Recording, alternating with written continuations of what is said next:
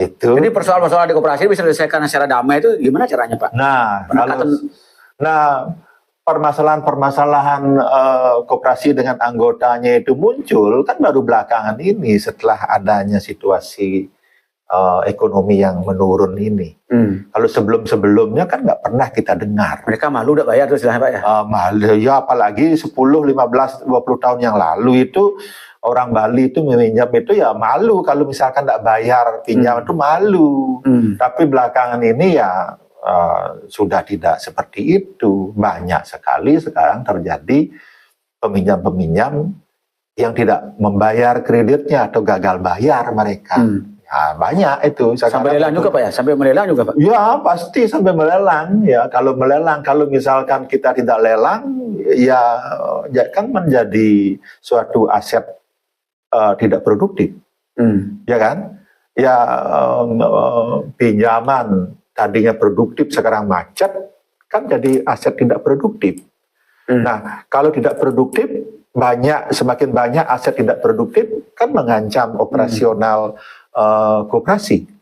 Apa yang dipakai untuk membayar biaya dana atau bunga tabungan, bunga simpanan berjangka, atau bahkan bunga pinjaman yang dia terima oleh koperasi tersebut, apa dipakai membayar kalau misalkan pinjamannya ini banyak yang macet kan gitu. Ya, terus bagaimana jalan keluarnya? Tentu jangan tinggal diam. Kalau macet ya kan ada jaminan second way out-nya jaminan. Nah, itulah pentingnya jaminan.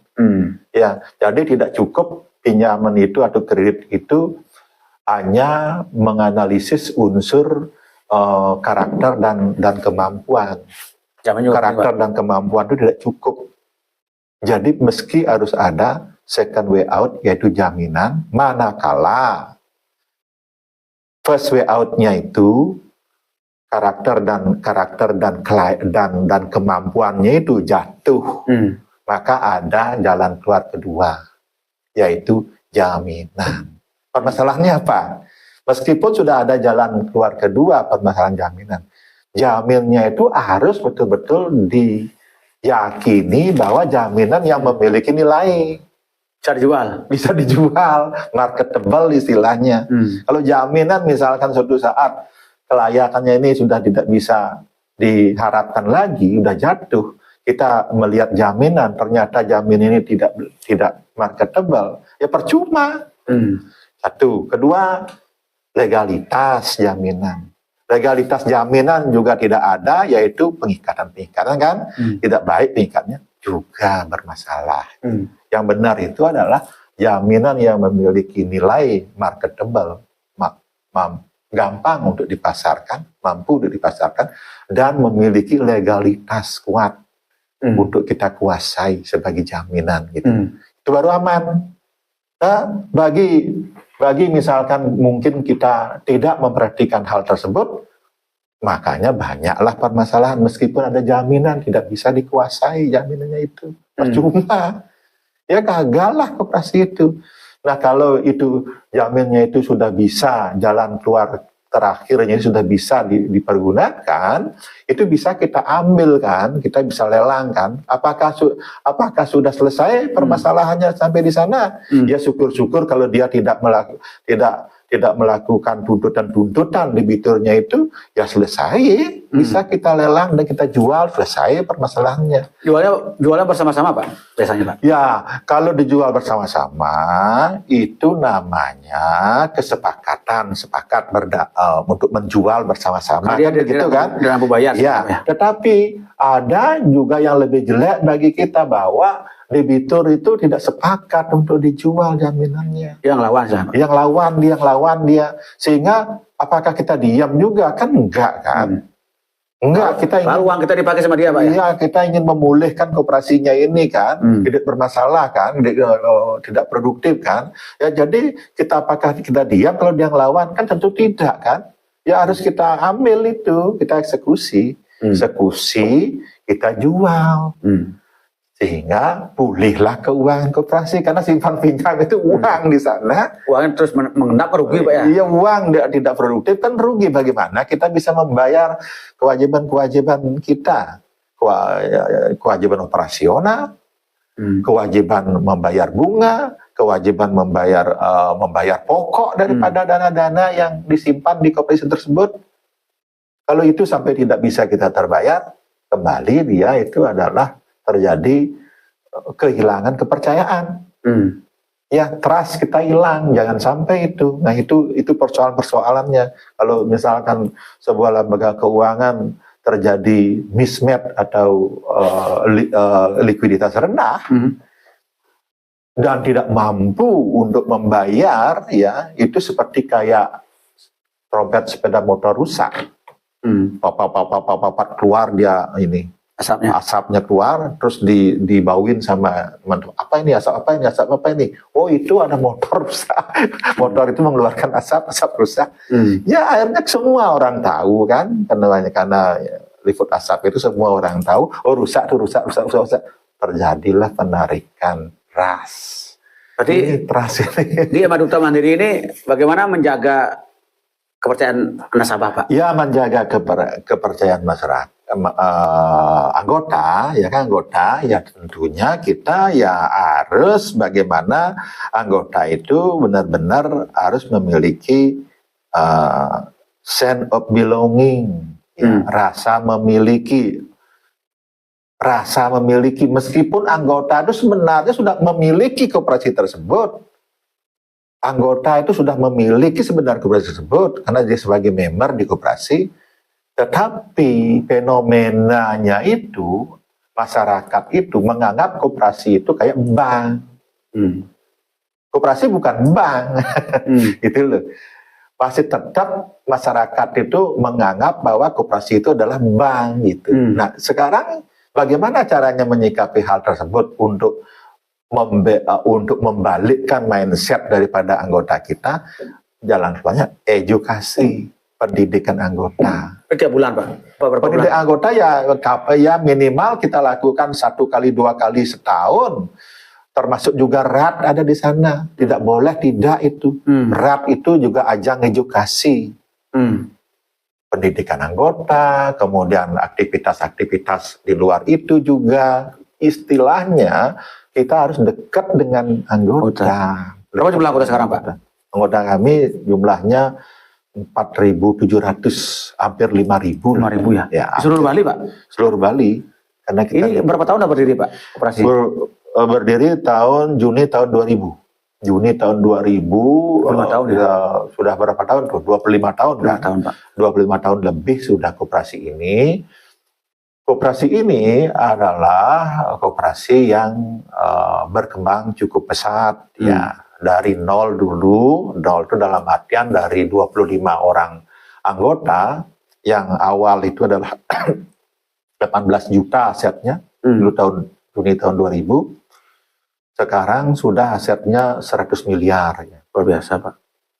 105 miliar yang mungkin kemarin sempat mengalami penurunan, karena kita sedang menghadapi case hukum juga dari salah seorang anggotanya sempat mengalami penurunan ke 95 miliar ya, dari 105 miliar.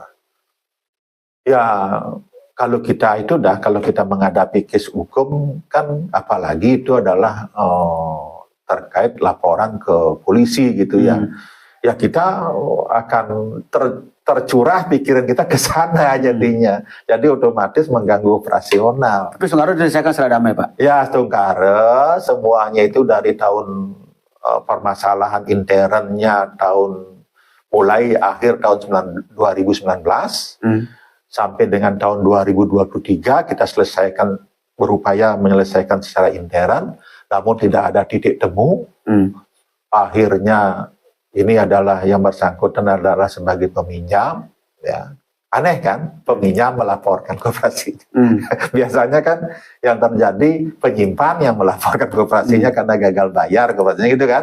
Ini peminjam yang melaporkan koperasinya karena peminjamnya gagal bayar. Aneh kan? Nah, itu yang terjadi tahun 2023 karena dia tidak ada titik temu, akhirnya dia justru melaporkan perdata koperasinya, dibilang ada penggelapan, gini gitu, seperti itulah modelnya. Sampai 5 kali itu laporannya di PN Denpasar dan di PN Tabanan. Kemudian di samping itu dia bahkan dia melaporkan ke polisi secara pidana. Nah, itu yang terjadi 2 kali dia melaporkan ini. Meskipun demikian, ya KSPM Garuda Mandiri ini terhadap laporan tersebut, ya kita tetap sebenarnya ingin menyelesaikan secara baik-baik karena itu adalah anggota kami kan. Sangat disayangkan sekali bahwa anggota jika ada permasalahan dengan koperasinya seharusnya itu diselesaikan melalui rapat anggota. Seorang boleh Pak ya? Ya, di rapat anggota kita selesaikan. Jadi semua orang ya? Iya, setiap anggota itu bisa minta rapat anggota luar biasa kepada pengurus, mohon kepada pengurus, dan pengurus harus memfasilitasi rapat anggota luar biasa itu untuk menyelesaikan permasalahannya. Seharusnya itu mekanisme ya seperti itu seharusnya. Nah, inilah mengapa terjadi seperti ini. Inilah salah satu integrasi edukasi kita itu ya belum begitu dia paham gitu. Nah, hal-hal inilah yang harus kedepannya harus diberitahukan pada anggota-anggota sehingga untuk mengeliminir terjadinya permasalahan itu keluar ke pengadilan, ke polisi. Kan ribet ya? Ribet itu permasalahannya. Padahal itu adalah simpel sebenarnya. Dia kan menjadi anggota koperasi kan terbuka dan sukarela kan. Tidak ada paksaan. Selesaikan saja kewajiban selesai Pak. Iya, tidak ada paksaan kan. Ya kita juga harus selesaikan secara baik-baik. Seharusnya kan begitu kan. Itu yang kita harus tekankan kemudian. Dengan perdamaian ini berarti koperasi sudah Pak ya, sudah memiliki kepercayaan, sudah meningkat Pak ya dengan adanya perdamaian ini ya memang sudah disadari lah bersama-sama ya, lebih-lebih koperasi kan sebenarnya sudah dari awal menyadarinya kan harus kita selesaikan secara baik-baik kan begitu kan. Nah, khususnya dari anggota kami itu ya sudah betul-betul menyadari bahwa dengan kasus hukum ini menyita waktu, uang, dan tenaga kita masing-masing. Syukur dan sudah akhirnya disadari itu dan akhirnya diadakanlah perdamaian, ya kita welcome. Kita sangat welcome, kita sangat apresiasi itu. Ya jelas kan begitu kan. Ya, perdamaian. Ya, Tungkara sudah selesai tadi perdamaiannya, ya, dan tentunya dengan perdamaian ini, ya kita bisa fokus sekarang untuk operasional,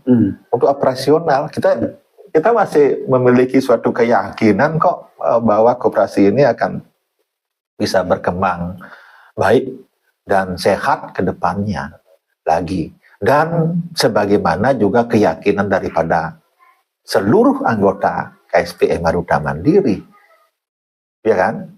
Mohon maaf kemarin memang ada penurunan itu, di samping karena memang operasional kami terganggu dengan kasus hukum ini kan gitu kan?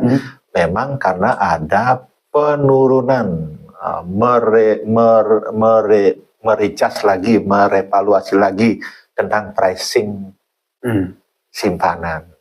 Tentang suku bunga simpanan kita turunkan. Berarti sekarang Mandiri turunkan suku bunga kredit lagi Pak? Turunkan suku bunga kredit lagi? Apanya? Kreditnya mau diturunkan lagi suku bunganya Pak? Oh iya, karena persaingan suku bunga kredit, ya suku bunga gini simpanan kan harus kita turunkan, ya kan? Biar tidak terjadi negatif spread, ya. Biar tidak terjadi negatif spread, ya. Kita misalkan kita ngambil misalkan yang tinggi misalkan di atas 8-9% kan maksimal 9% kan kita ngambil kan. Terus kemana kita tempatkan kredit nggak jalan? Kalau kita taruh di bank negatif, negatif bank berapa sih? Bank paling 5%, apalagi di bank umum 3%. Kalau di BBR kita taruh 5% kan negatif, 3-4% negatifnya. Untuk apa kita kebakar? Ya kita turunkan. Kita turunkan itunya suku bunganya. Di repricing. Kita turunkan suku bunganya. Ya, tentunya dengan penurunan suku bunganya, di sanalah ada penyimpan-penyimpan yang non-inti, penyimpan-penyimpan, mohon maaf, kita punya uang kan, masyarakat punya uang kan ingin juga mendapatkan bunga yang lebih tinggi kan itu kan. Pindah dia, itu yang namanya penyimpan yang non-inti. Ya kan? Penyimpan yang tidak loyal di sini. Itu kita bisa ukur itu. Nah sekianlah penyimpan yang nggak loyal, ya silakan aja. Ya, orang kita memang mau menurunkan, tuh itu sah-sah saja sebagai pelanggan. Karena imbasnya kan kalau terlalu tinggi diambil bunga, kita jualnya bahkan tinggi aja ya Pak ya? Iya tinggi jualnya, jual rendah aja, tidak ada, masih idle uang kita nggak mampu kita salurkan, apalagi tinggi. Karena dia paling murah berapa Pak? 1% ada Pak? 1% ada. Tapi nilainya beda. Makanya Ji kalau minjam di sini 1%, 1,25, 1% ya mungkin akan diberikan. 1% ada, 1%. Nah dengan seperti itu sekarang harap Pak selaku pengelola koperasi apa Pak? Dengan adanya perdamaian, kemudian ke depan apa target koperasi Duta Mandiri Pak? Target ke depan tentunya kita ingin survive lagi. Ingin survive lagi, bahwa fokus kepada pertumbuhan koperasi, fokus kepada tata kelola kita supaya lebih bagus ke depannya dengan banyak pengalaman yang kita sudah dapat lihat, ya kita harus berkaca dari pengalaman itu untuk memperbaiki koperasi ini supaya lebih baik lagi tata kelolanya, ya kan, terutama seperti itu. Kemudian akses pasarnya. Itu yang paling penting itu. Tata kelola bagus tetapi mengakses pasar juga tidak bisa. Ya, jadi harus kita dan juga compliant terhadap peraturan dan ketentuan. Itu utamanya. Terima kasih Pak. Wah, mantap dah.